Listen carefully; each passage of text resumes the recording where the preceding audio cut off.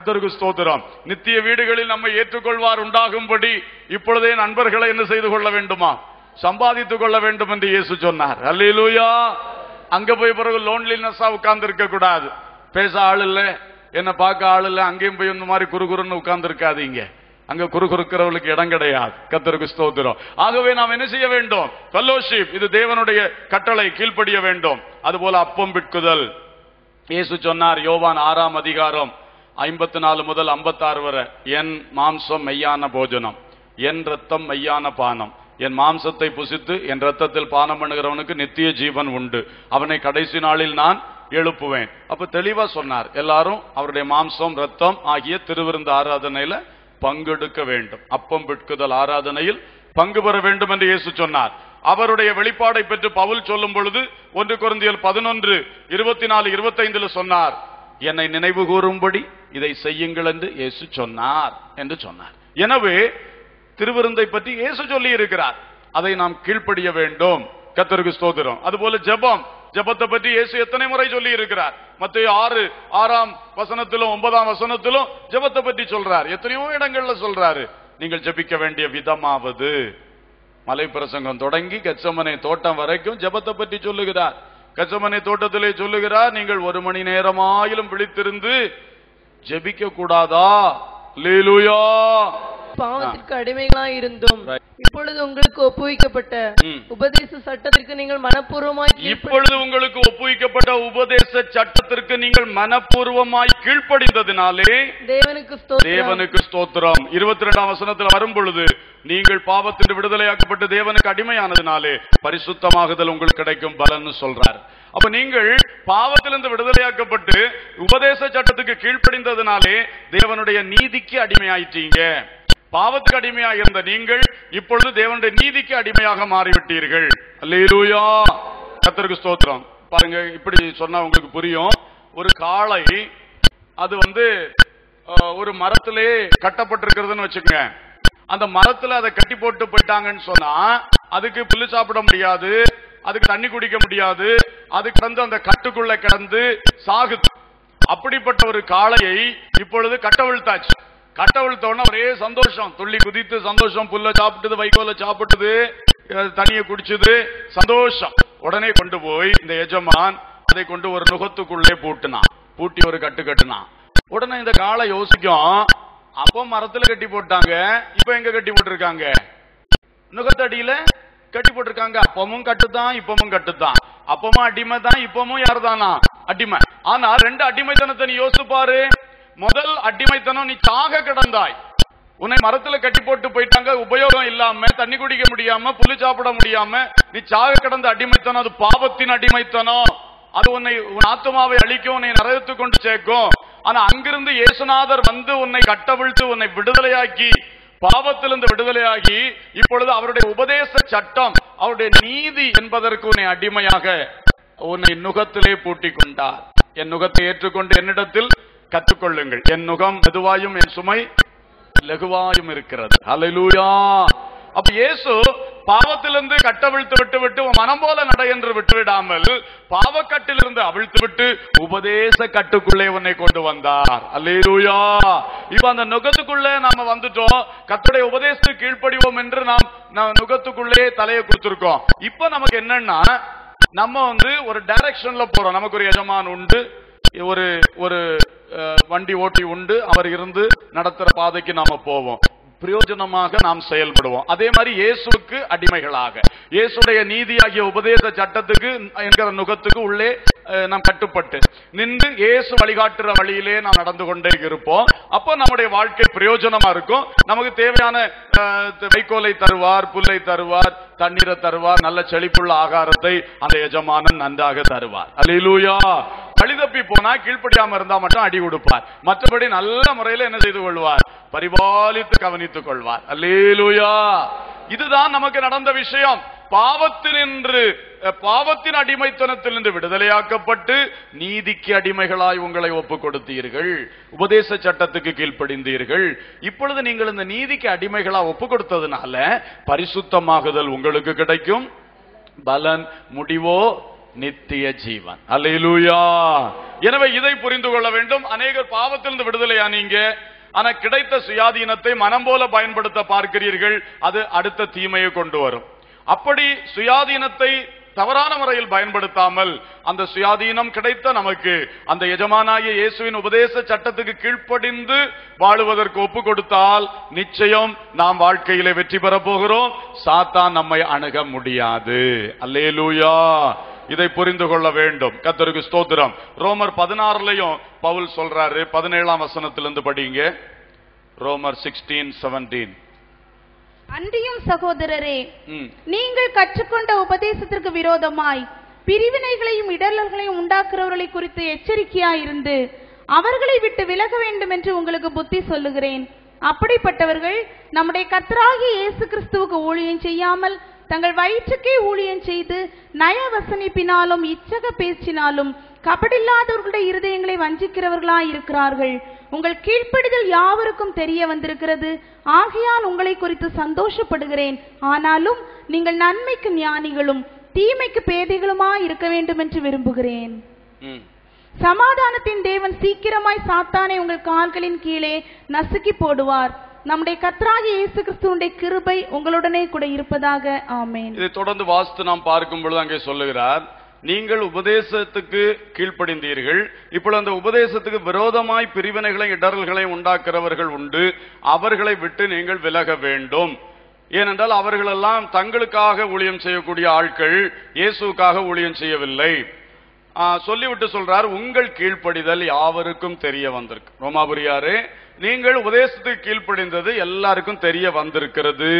சமாதானத்தின் தேவன் சீக்கிரமாய் சாத்தானை உங்கள் கால்களின் கீழ் நசுக்கி போடுவார். அல்லேலூயா. அப்போ உபதேசத்துக்கு கீழ்ப்படுகிற பிள்ளைகளுடைய காலின் கீழே சாத்தான ஆண்டவர் என்ன செய்து போடுவாராம்? சொல்லுங்கள், நசுக்கி போடுவார். உபதேசத்துக்கு நாம் கீழ்ப்படியும் பொழுது வரக்கூடிய பெரிய ஆசீர்வாதம் என்னவென்றால், அந்த பிசாசு நம்ம நெருங்க முடியாது. தேவனுக்கு கீழ்ப்படிந்திருங்கள், பிசாசுக்கு எதிர்த்து நில்லுங்கள். அப்பொழுது அவன் உங்களை விட்டு என்ன செய்வான்? ஓடிப்போ. நீங்கள் உபதேசத்துக்கு கீழ்ப்படிந்திருக்கிறீர்கள். அந்த கீழ்ப்படிதல் எல்லாருக்கும் தெரிய வந்திருக்கிறது. சீக்கிரமாய் சாத்தானை உங்கள் காலின் கீழே என்ன செய்வார்? நசுக்கி போடுவார். அல்லேலூயா. எனவே தேவ பிள்ளைகளே, உபதேசத்துக்கு கீழ்ப்படியுங்கள். எனக்காகவோ ஒரு சபையின் சட்டத்திட்டம் என்றோ இதை பிரசங்கிக்கிறது இல்லை. பரிசுத்த வேதாகமம் என் கையிலும் உங்கள் கையிலும் இருக்கிற ஒரே பரிசுத்த வேதாகமம் சொல்லுகிற திட்டமாட்டமான உபதேச சட்டங்கள். இதற்கு கீழ்ப்படிந்தே ஆகணும். கீழ்ப்படிந்தீர்கள் என்றால் பிசாசு உங்களை விட்டு ஓடி போவான். அல்லேலூயா. கர்த்தருக்கு ஸ்தோத்திரம். ஒரு தகப்பன் ஒரு மகனை பார்க்க சென்றார். அவன் விளையாடி கொண்டிருந்தான். ஒரு மரத்தின் அடியிலே விளையாடி கொண்டிருந்தான். விளையாடி கொண்டிருக்கும் பொழுது அப்பா அந்த தோட்டத்தின் அருகே வரும் பொழுது திடீரென்று அவனுடைய பேரை சொல்லி கூப்பிட்டார், டாமி. அவன் என்ன டாடின்னு கேட்டான். உடனே சொன்னார், கீழே படு. உடனே படுத்தான் கீழே. அப்படியே ஊர்ந்து என்னிடத்தில் ஓடிவா. அப்படியே ஊர்ந்து ஓடி வந்தான். வந்துட்டு அப்பா கிட்ட வந்து கேட்கிறான், என்ன சொல்லி. திரும்பி பார், தலைக்கு மேல ஒரு பாம்பு தொங்கிட்டு பாருங்க. பையன் தோட்டத்தில் விளையாடிட்டு இருந்தான், மரத்தடியில விளையாடிட்டு இருந்தான்.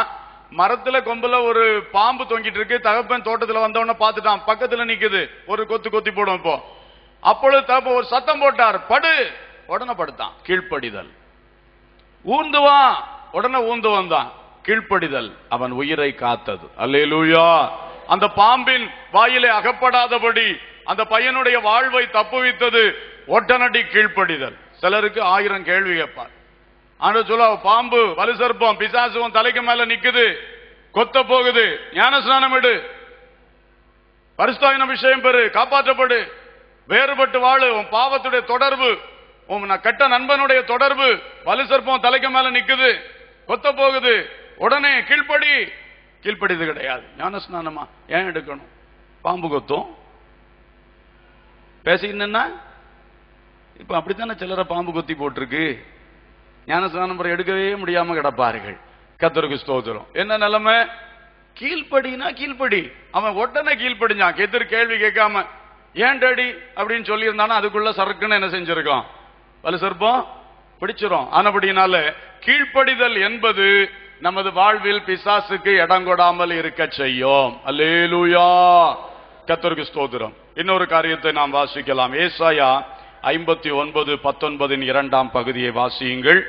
வெள்ளம் போல் சத்துரு வரும் பொழுது கர்த்தருடைய ஆவியானவர் அவனுக்கு விரோதமாய் கொடியேற்றுவார். கர்த்தருடைய ஆவியானவர் அவனுக்கு விரோதமாய் கொடியேற்றுவார். மூன்றாவது ஒரு அனுபவத்தை பாருங்க.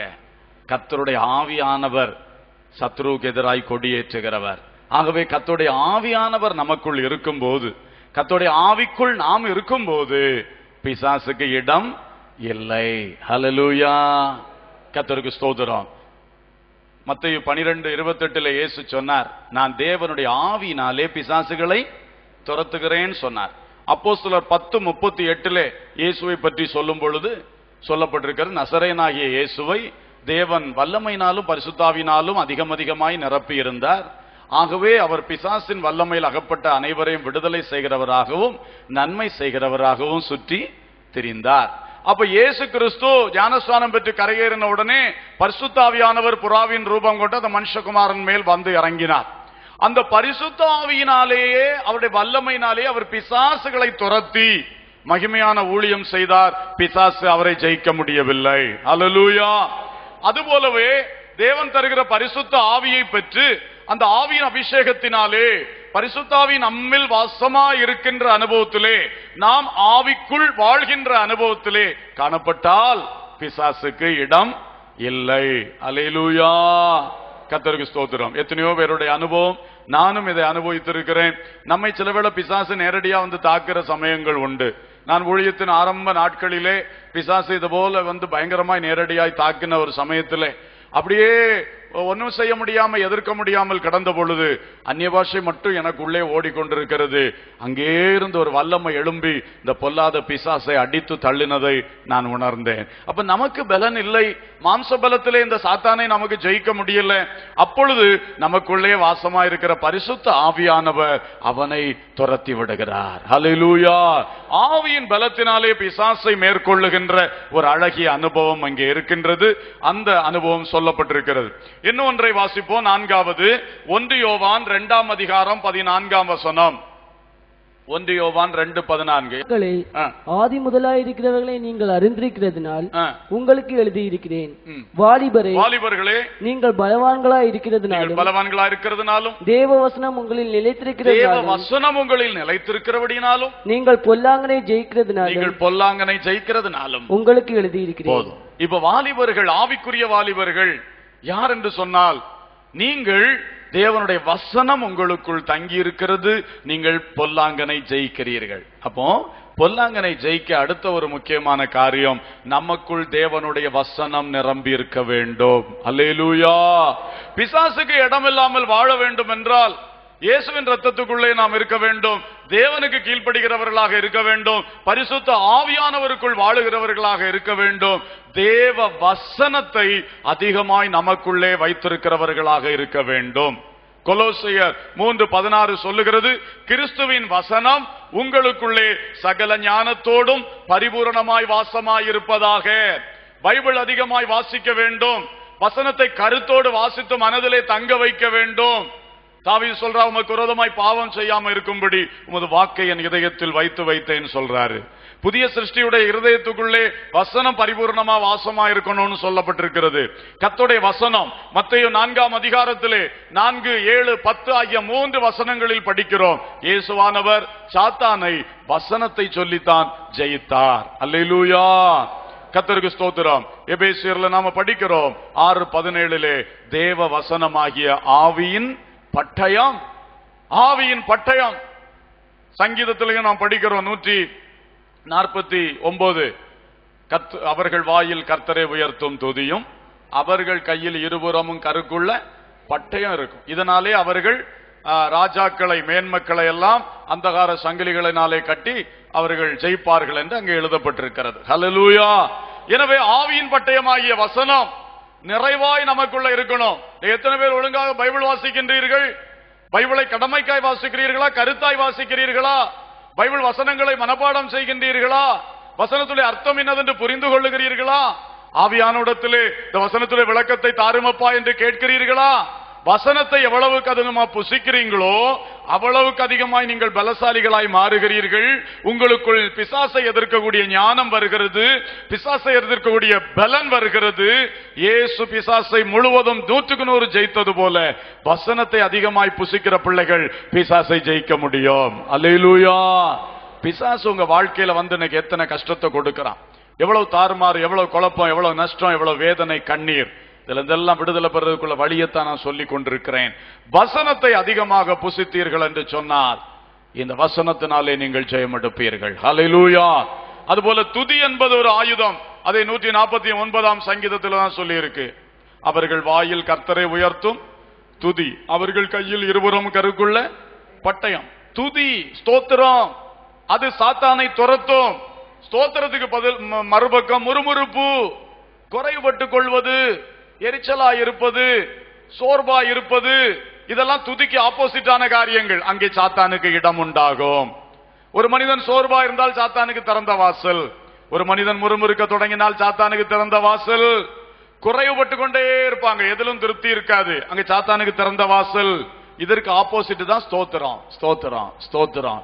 யோபு ஸ்தோத்திரம் பண்ண முடியாத சந்தர்ப்பத்திலையும் ஸ்தோத்திரம் பண்ண, கர்த்தர் கொடுத்தார், கர்த்தர் எடுத்தார், கர்த்தருடைய நாமத்துக்கு ஸ்தோத்திரம். அவன் பிசாசுக்கு இடம் கொடுக்கல. ஐயோ, இந்த தெய்வத்தை பின்பற்றினேனே, என் பிள்ளைகளை எடுத்துட்டாரு, என்னுடைய எந்த காரியத்தை எடுத்துட்டாரு என்று சொல்லி முறுமுறுக்க தொடங்கி இருந்தால் பிசாசுக்கு இடம் கொடுத்திருப்பான், அழிந்து போயிருப்பான், தோற்று போயிருப்பான். அவன் அந்த இக்கட்டான சூழ்நிலையிலும் கூட, நாம் நினைத்து பார்க்க முடியாத துன்பத்தின் வேளையிலும் கூட பிசாசுக்கு இடம் கொடுக்கல. முறுமுறுப்புக்கு பதில் தேவனை ஸ்தோத்தரித்தான். அல்லேலூயா. கரங்களை உயர்த்தி அல்லேலூயா. அடிக்கடி தேவனை ஸ்தோத்திரம் பண்ணுங்க, பிசாசு ஓடி போவான். ஸ்தோத்திரம் பண்றதுக்கு பதில் இன்றைக்கு அநேகர் முறுமுறுக்கிறார்கள், குறைவுபட்டுக் கொள்றாங்க, குறையே பேசுறாங்க, குறையே நினைக்கிறாங்க. ஐயோ, பிசாசுக்கு வாசல் அங்கே திறந்து கிடக்கிறது. பிறையா வாழ்க்கை நஷ்டப்படாது, ஏன் காரியங்கள் வெற்றியா இல்லாம இருக்கிறது? இதான் காரணம். முறுமுறுப்பை விடுங்கள், குறை சொல்றதை விடுங்க, குறை பார்க்கறத விடுங்க, சங்கடப்பட்டுக் கொள்றதை விடுங்க, ஸ்தோத்திரம் பண்ணுங்க. கர்த்தர் எல்லாவற்றையும் அழகாய் நடத்துவார். ஸ்தோத்திரம், கர்த்தருக்கு ஸ்தோத்திரம், கர்த்தருக்கு ஸ்தோத்திரம் என்று சொல்லி ஸ்தோத்தரிக்க தொடங்கினால் பிசாசுக்கு அங்க என்ன கிடையாதான்? இடம் கிடையாது. அடுத்தது எபேசியர் 6:16 சொல்லுது, விசுவாசம் என்னும் கேடகம். விசுவாசம் என்னும் பொல்லாங்கன் எய்யும் அக்கினி அஸ்திரங்கள் எல்லாவற்றையும் எதிர்க்கத்தக்கதாக விசுவாசம் என்னும் கேடகம். 1 பேதுரு 5:9 சொல்லுது, விசுவாசத்தில் உறுதியா இருந்து அவனுக்கு எதிர்த்து நில்லுங்கள். 1 பேதுரு 5:9 சொல்லுது, விசுவாசத்துல எப்படி இருங்க?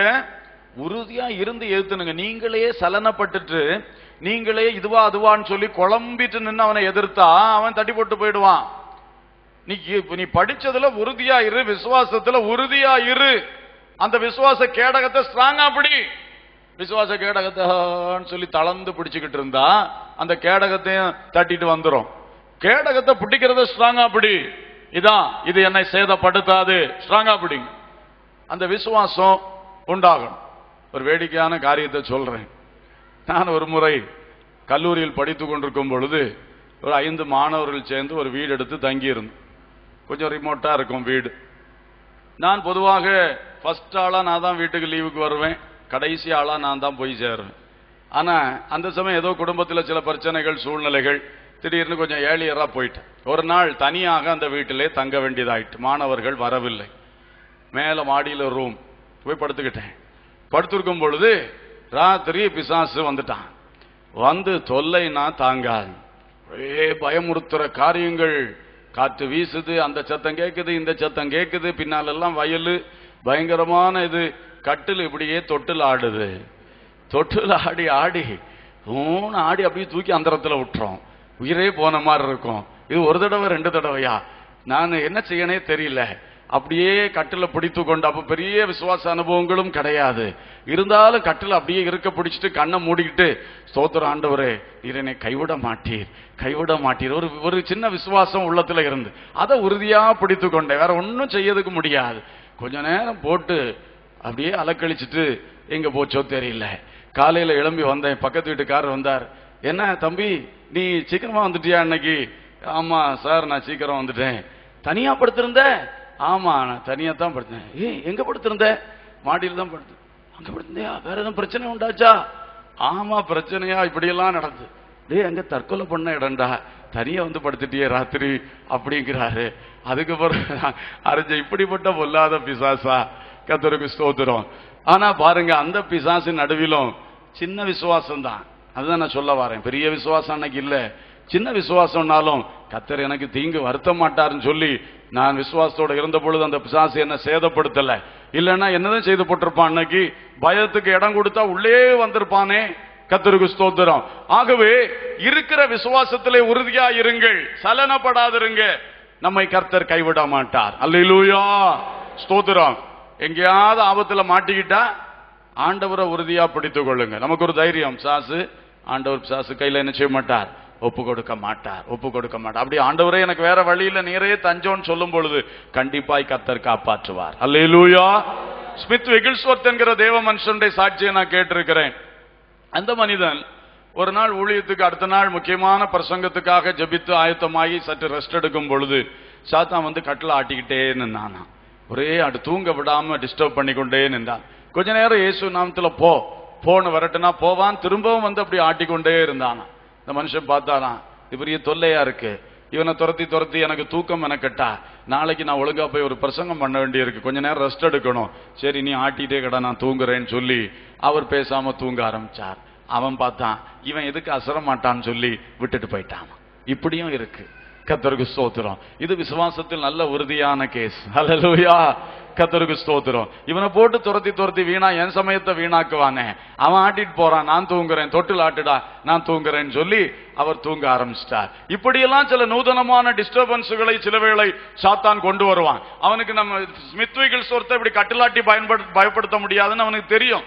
ஆகவே பயப்படுத்தும் நோக்கத்தோடு அல்ல, தூக்கத்தை கெடுக்கும் நோக்கத்தோடு தான் அவன் அன்றைக்கு போராடினான். இப்படி எல்லாம் பல வேலைகள்ல அவன் வருவான். நாம பயப்பட மாட்டோம், ஆனா நம்மளை டிஸ்டர்ப் பண்ணுகிற நோக்கங்கள் உண்டு. அடுத்த நாள் ஒரு நல்ல காரியத்துக்கு போவோம், அப்பதான் பார்த்து 1000 தேவையில்லா சிந்தனையை கொண்டு வருவான். ஒரு நல்ல காரியம் தெளிவா இருந்து பேச வேண்டிய ஒரு இடத்துல அந்த தெளிவை குழப்பும்படி ஒரு புதிய பிரச்சனையை வழியிலேயே கொண்டு வந்து நிறுத்தி இருப்பான். இதெல்லாம் சாத்தானுடைய தந்திரங்கள். ஆமென். இதிலெல்லாம் விசுவாசத்தில் உறுதியாக இருந்து அக்கினி அஸ்திரங்களை ஜெயிக்கத்தக்கதாக விசுவாசம் என்னும் கேடகத்தை பிடித்து நாம் முன் செல்ல வேண்டும். ஹல்லேலூயா. எந்த வசனத்தை கற்றிருக்கிறோமோ